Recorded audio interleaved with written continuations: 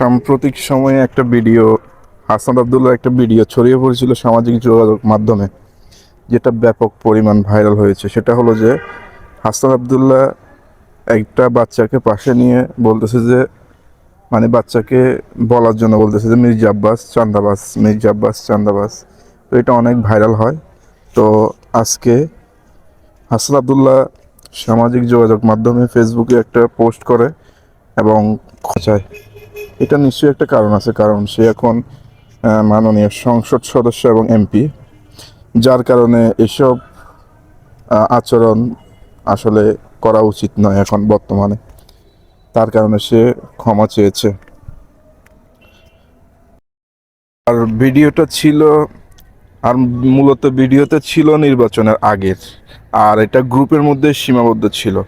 তো গ্রুপের বাইরে ফেসবুকে কে বা কারা ভিডিওটা ছড়িয়ে দিয়েছে এটা তার জানা নেই, যার কারণে সে ক্ষমা প্রার্থী।